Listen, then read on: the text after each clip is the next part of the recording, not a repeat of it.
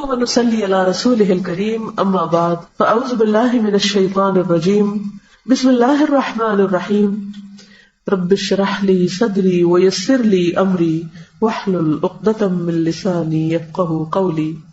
نیا سال محرم سے شروع ہوتا ہے اور محرم کا لفظی معنی کیا ہے؟ حرمت والا، حرام کیا گیا. نیا سال ہمیں کس چیز کی یاد دلاتا ہے؟ امن کی، پیس کی، کہ اس میں مسلمانوں کا جان، مال، آبرو ایک دوسرے پر حرام ہے. لیکن کتنی حیرت کی بات ہے کہ اسی مہینے میں ہم سب سے زیادہ ایک دوسرے کی جان، مال، عزت، آبرو حلال کر لیتے ہیں. خصوصاً آپ دیکھیں کہ پاکستان میں کیا ہوتا ہے محرم آنے پر، ہر ایک خوفزدہ ہوتا ہے. کیوں؟ کیا سوچ کے خوفزدہ ہوتا ہے؟ ایک دوسرے پر سب و شتم ہوتا ہے. سب و شتم کیا ہوتا ہے؟ گالی گلوچ ہوتا ہے. حتیٰ کہ بعض اوقات اس میں صحابہ کرام کو بھی نہیں چھوڑا جاتا. عام مسلمانوں کی عزت و آبرو تو اپنی جگہ، لیکن فللہ العزت ولرسولہ وللمؤمنین، اور مومنوں میں بھی جو نبی صلی اللہ علیہ وسلم کے ساتھی تھے ان کی عزت و آبرو ہم سے کہیں زیادہ محترم ہے. تو یہ بڑی دکھ اور تکلیف کی بات ہے کہ اس مہینے میں اور اسلامی سال کے آغاز میں جس چیز سے ہمیں سب سے زیادہ پرہیز کرنا چاہیے اور جس سے رکنا چاہیے ہم وہی کرنے لگتے ہیں. عزت و آبرو کے بعد جان، مال، املاک، وہ سب بھی آپ کے سامنے. اس کی کیا وجہ ہے؟ لوگوں کے پاس علم نہیں. بعض اوقات علم ہوتا ہے لیکن پھر کیا چیز ہوتی ہے کہ عمل نہیں ہوتا. علم اور عمل کے بیچ میں ایک اور چیز ہوتی ہے اور وہ ہے تقویٰ، اللہ کا ڈر. جس علم کے ساتھ اللہ کا ڈر نہیں آتا، تقویٰ نہیں آتا، وہ علم عمل میں نہیں بدلتا. اسی لیے آپ دیکھیں کہ قرآن مجید کے شروع میں شرط لگا دی گئی، کیا؟ ذالک الکتاب لا ریب فیہ ھدی للمتقین، یہ کتاب متقین کو ہدایت دے گی. یعنی جس کے دل میں اللہ کا ڈر ہوگا اس کو ہدایت ملے گی اس کتاب سے. اور ہدایت کا معنی آپ کو معلوم ہے نا، کسی کو راہ دکھانا اور اس پر چلانا اور منزل تک پہنچانا. کتاب کھولنے سے راہ تو نظر آتی ہے، لیکن اس پہ چلنا اور پھر منزل تک پہنچنا یہ صرف اس وقت ہوتا ہے جب انسان کے اندر کیا آتا ہے؟ تقویٰ، اللہ کا ڈر. اللہ کا ڈر ایسی چیز ہے کہ انسان چاہے سب لوگوں کے بیچ میں ہو، چاہے وہ تنہا ہو، دن میں ہو یا رات میں ہو، اندھیرے میں ہو یا روشنی میں ہو، کہیں بھی ہو، وہ حرام سے بچتا ہے، وہ غلط چیزوں سے بچتا ہے، وہ اللہ کی نافرمانی سے بچتا ہے. محرم سے پہلے کیا ہوتا ہے؟ ذوالحج. ذوالحج کس بات کی یاد دہانی کراتا ہے؟ آخرت کی اور قربانی کی. کس کی قربانی؟ ابراہیم علیہ السلام اور اسماعیل علیہ السلام کی قربانیوں کی یاد، ان کی اطاعت، فرمانبرداری اور اخلاص. اسی کی وجہ سے اللہ نے ان کو وہ گھر بنانے کی توفیق دی اور پھر لوگوں کو اس کی طرف مائل کیا اور لوگوں کے لیے خیر و بھلائی کا ذریعہ بنا دیا اس کو. قربانیوں کا یہ سلسلہ چلتا رہا. پھر یہ قربانیاں اور کس نے دی؟ مختلف انبیاء کے علاوہ خاص طور پر نبی صلی اللہ علیہ وسلم نے. نبی صلی اللہ علیہ وسلم نے کون کون سی قربانیاں کی تھی؟ گھر کی کیا کی تھی؟ ہجرت. ہجرت کب ہوئی تھی؟ نبوت کے 13ویں سال. مہینہ کون سا تھا؟ اسلامی کیلنڈر کا آغاز محرم سے کیوں ہوتا ہے؟ اس کی خاص وجہ کیا تھی؟ کیونکہ ہجرت ہوئی تھی. ہجرت سے ہی تو آغاز ہوا تھا اسلامی کیلنڈر کا. لیکن آپ نے دیکھا کہ شیطان نے ہمارا دھیان کس طرف کروا دیا. محرم کا لفظ آتے ہی ہمارا سارا خیال، سوچ اور پورے کا پورا ایک ماحول بدل جاتا ہے. کسی کو ہجرت یاد آتی؟ نہیں آتی نا. محرم کے ساتھ ہجرت کا کوئی کانسیپٹ ہی نہیں رہا. محرم کے ساتھ عزت آبرو کی حفاظت اور عزت آبرو کے خیال رکھنے کی بات ہی نہیں، سوچ ہی نہیں. کیسے شیطان نے بھلوایا ہم کو سب کچھ. اسلام کی اصل روح اور اس کا ایسنس وہ ختم ہو کے رہ گیا اور ہم کچھ اور ہی کرنے چل پڑے جس کا ذکر نہ قرآن میں نہ سنت میں.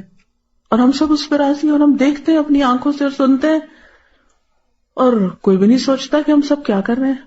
بحیثیت قوم کیا کر رہے ہیں، بحیثیت فرد کیا کر رہے ہیں، بحیثیت خاندان کے کیا کر رہے ہیں. تو سوچنا چاہیے نا. اللہ نے ہم کو عقل دی ہے نا، مسلمان بنایا، عقل دی، شعور دیا. انسان اور جانور میں سب سے بڑا فرق یہ ہے کہ انسان عقل استعمال کرتا ہے، باشعور ہوتا ہے. لہذا محرم جہاں حرمت کا سبق دیتا ہے وہاں ہجرت کا سبق دیتا ہے، ہجرت کی یاد دلاتا ہے. نبی صلی اللہ علیہ وسلم نے ہجرت کیوں کی تھی؟ دین کی خاطر اپنا گھر، جان، مال، ہر چیز کی قربانی کی تھی. ہجرت قربانی ہے نا. ذوالحج میں بھی قربانی اور محرم بھی قربانی. لیکن ہم سب بڑے مقاصد اور بڑے مقام پانے کے لیے کتنی قربانیاں کرتے ہیں. کس کس چیز کی؟ ہم حضرت ابراہیم کی قربانیاں پڑھتے ہیں، ہم حضرت اسماعیل کی قربانی پڑھتے ہیں، ہم حضور صلی اللہ علیہ وسلم کی قربانیاں پڑھتے ہیں. ذرا ایک لسٹ اپنی قربانی کو بھی بنائیے. آپ نے کیا کیا قربان کیا؟ کس کس چیز کو قربان کیا؟ ہجرت صرف کسی جگہ کے چھوڑ دینے کا نام نہیں.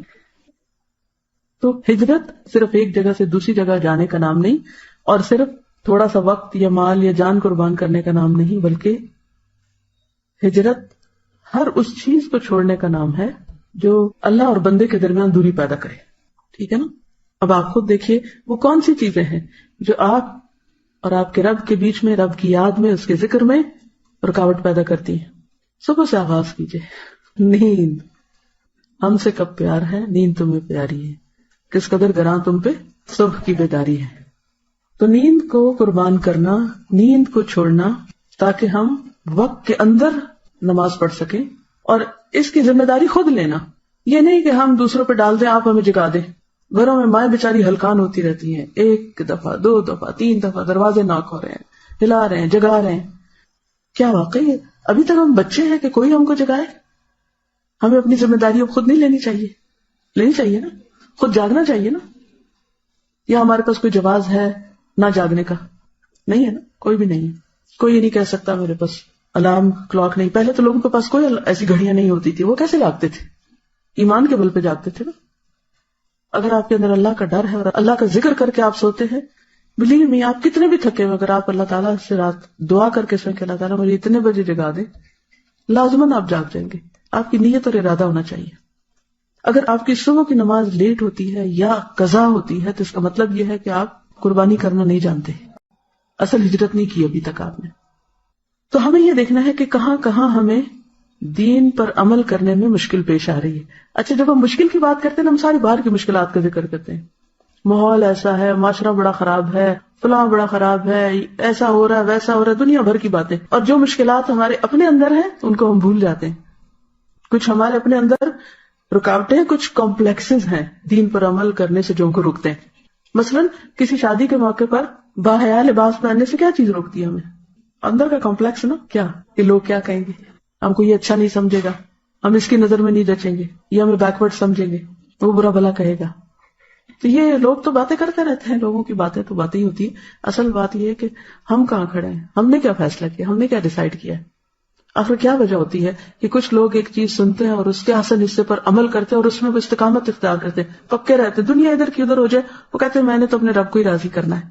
اور کچھ لوگ ہر ہوا کے جھونکے کے ساتھ ادھر کو گر پڑتے ہیں، سوکھے پتے کی طرح اڑتے رہتے ہیں، کوئی ان کی منزل ٹھکانا نہیں ہوتا. تو ہمیں اپنے آپ کو دیکھنا ہے کہ ہم کہاں کھڑے ہیں.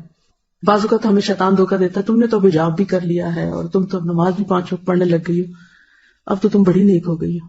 کسی کا قول ہے کہ بعض لوگ گناہ کر کے جنت میں داخل ہوں گے اور بعض نیکی کر کے جہنم میں. بظاہر دیکھنے میں تو بڑی الٹی سی بات لگتی ہے نا.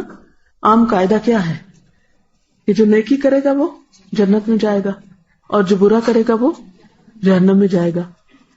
لیکن کسی نے کہا کہ نہیں، بعض نیکی کرنے والے جہنم میں جائیں گے اور بدی کرنے والے جنت میں. کیسے؟ اس کی وضاحت ابن القیم الجوزیہ نے کی ہے. وہ کہتے ہیں کہ بعض انسان ایسے ہوتے ہیں باشعور کہ اگر ان سے کوئی غلط کام ہو جائے، کوئی کوتاہی ہو جائے، کوئی برائی ہو جائے، وہ اتنے پشیمان ہوتے ہیں، اتنے نادم ہوتے ہیں، ان کو بار بار اپنے گناہ کا احساس ہوتا ہے اور وہ توبہ ہی کرتے رہتے ہیں. ان کی یہ توبہ ان کو جنت میں لے جاتی ہے، کیونکہ ان اللہ یحب التوابین، اللہ توبہ کرنے والوں سے محبت کرتا ہے. اور تواب فعال کے وزن پر کیا ہے؟ بہت زیادہ توبہ کرنے والے، کہ جو روتے ہیں کہ یا اللہ ہم سے غلطی ہو گئی. اور اس کے لیے پہلی شرط کیا کہ انسان مان جائے کہ مجھ سے غلطی ہوئی. اور یہ ماننا ہی بڑا مشکل کام ہے کہ کوئی کہے کہ ہاں مجھ سے غلطی ہوئی. اکثر آپ نے دیکھو کہ لوگ مانتے ہی نہیں، جھوٹ بول جاتے ہیں یا دوسروں پہ ڈال دیتے ہیں یا تعویل کر لیتے ہیں. غلطی نہیں مانتے تو توبہ کیسے ہوگی اگر غلطی مانی نہیں؟ یہ بھی کمپلیکس ہے نا اندر کا. اگر انسان فیصلہ کر لے کہ ہاں میں کمزور انسان ہوں، میں کون سا فرشتہ ہوں، مجھ سے تو غلطی ہوگی، ہر ایک سے ہوتی ہے، مجھ سے بھی ہوگی. تو لا الہ الا انت سبحانک، پاک تو صرف تو ہے، انی کنت من الظالمین، میں تو ہوئی خطا کار. تو پھر کیا ہوتا ہے؟ ایسا شخص اپنی ندامت کی وجہ سے، شرمندگی کی وجہ سے، غلطیوں پر رونے کی وجہ سے جنت میں پہنچ جاتا ہے. اچھا، اس کے برعکس دوسرا شخص جس کو اللہ کی توفیق سے کوئی نیکی کا موقع ملا، تو پھر اس نے کیا کیا؟ بڑا خوش فہمی میں مبتلا ہو گیا، میں تو اتنا نیک ہوں، حج کر کے آیا ہوں. یہ ان سب نے تو حج نہیں کیا. واہ کیا ہے، کیا شان ہے، میں نے حج کیا، میں نے صدقہ کیا، میں نے یہ کیا، میں نے وہ کیا، اور وہ اس خوش فہمی میں اپنے اندر بھرا رہے کہ میں بڑا نیک ہوں، اب تو میرے سارے گناہ معاف ہو گئے، اب تو کیا فکر کی بات ہے. یا میں نے کوئی بھی، جیسے روزہ، میں تو روزہ رکھتا ہوں، یہ سارے تو روزہ بھی نہیں رکھتے. انسان دوسروں کو حقیر سمجھنے لگے اور اپنے آپ کو بڑا نیک سمجھنے لگے. کسی کو نماز پڑھتا دیکھے تو کہا اس کی کیا نماز ہے، اس کو تو نماز ہی نہیں پڑھنی ہے، تو میں دیکھو کیسے خشوع خضوع سے پڑھتا ہوں. یہ کتنی بڑی مصیبت ہے کہ جب کسی کو نیکی کی توفیق ہو جاتی ہے تو عموماً شیطان کہاں سے آ کے گرتا ہے؟ کہاں سے گرتا ہے؟ خوش فہمی میں مبتلا کر دیتا ہے، تم بڑے نیک ہو گئے ہو. وہ بار بار خیال ڈالتا ہے کہ تم بڑے اچھے ہو، اور باقی سب. اور چلو اگر یہ نہ بھی خیال ڈالے، یہ خیال ڈالنا ضرور شروع کر دیتا ہے کہ باقی سارے بڑے خراب ہیں. لوگوں کو انسان حقیر سمجھنے لگتا ہے، اور یہاں سے تکبر آ جاتا ہے. اور جس کے دل میں رائی کے دانے برابر تکبر ہو، جنت میں نہیں جائے گا. کتنی خطرناک بات ہے. پھر کیا کرنا چاہیے؟ ہمیشہ اپنی غلطیوں پہ نظر رہے اور دوسروں کی اچھائیوں پہ نظر رہے کہ اس کے اندر یہ کتنی اچھی خوبی ہے. اگر ہم ہر ایک کے ساتھ ایسے ہی معاملہ کریں گے نا کہ اس کی اچھائیاں دیکھیں گے، یقین کرے ایک تو اپنا دل بڑا ٹھنڈا رہے گا، جس کو آپ دیکھیں گے خوش ہو جائیں گے. میں یہ ایک پریکٹس اکثر کرتی ہوں کہ جب کوئی بندہ مجھے نظر آتا ہے میں اس کی کوئی اچھائی یاد کرتی ہوں، تو اس کو دیکھتے ہی، اس کا نام سنتے ہی، اس کا خیال آتے ہی میرا دل خوش ہو جاتا ہے، یہ شخص بہت اچھا ہے، یہ بھی اچھا ہے، یہ بھی اچھا ہے، یہ بھی اچھا ہے. اچھا، اس سے کیا ہوتا ہے؟ میں خوش رہتی ہوں. لیکن جب شیطان یہ خیال ڈالنے لگتا ہے نا بدگمانی، یہ اس نے یہ خرابی کی ہوئی ہے اور اس نے وہ غلطی کی ہوئی ہے اور اس نے یہ کیا ہوا ہے، تو ان کو تو غریبوں کو پتہ ہی نہیں ہوگا. تو اپنے اندر ایک کیا ہوتا ہے، جلن کڑن پریشانی لگی رہتی ہے، اور انسان کبھی بھی خوش مزاج نہیں ہو سکتا. یاد رکھیے کہ جب ہم دوسروں کی اچھائیوں پہ نظر رکھتے ہیں تو پھر اس وقت ہمیں کیا ہوتا ہے، اپنی غلطیاں بہت نظر آتی ہیں. اور جب اپنی غلطیاں نظر آتی ہیں تو پھر پشیمانی اور ندامت ہوتی ہے. جب پشیمانی ندامت ہوتی ہے تو استغفار کثرت سے ہوتی ہے، خود ہی ہونے لگتی. بعض اوقات ہم ایک عمل عرصے تک کرتے رہتے ہیں اور پھر بھول جاتے ہیں. اسی لیے جو کامیابی کی 4 خصوصیات بتائی گئی نا، ان میں وتواصوا بالحق وتواصوا بالصبر. ہم سب بھولنے والے، ہم سب کو یاد دہانی چاہیے تھی. کوئی عالم ہو، جاہل ہو، بڑا ہو، چھوٹا ہو، مرد ہو، عورت ہو، جوان ہو، بوڑھا ہو، سب کو یاد دہانی چاہیے. ہر ایک کو چاہیے، مجھے چاہیے، آپ کو چاہیے. تو اس لیے بہت ضروری ہے کہ ہم علم کی مجلسوں کے ساتھ ہر قیمت پہ جڑے رہیں، یا سیکھنے والے بن جائیں یا سکھانے والے بن جائیں. یہ نہیں کہ یہ سال آپ نے قرآن کے ساتھ گزارا ہے اور اس کے بعد آپ سب کچھ بند کر کے سب بھلا دیں، یہ نہ ہو. تو ہم سب کو محرم میں کیا کرنا ہے؟ ہجرت کرنی ہے. ٹھیک ہے؟ کس چیز سے؟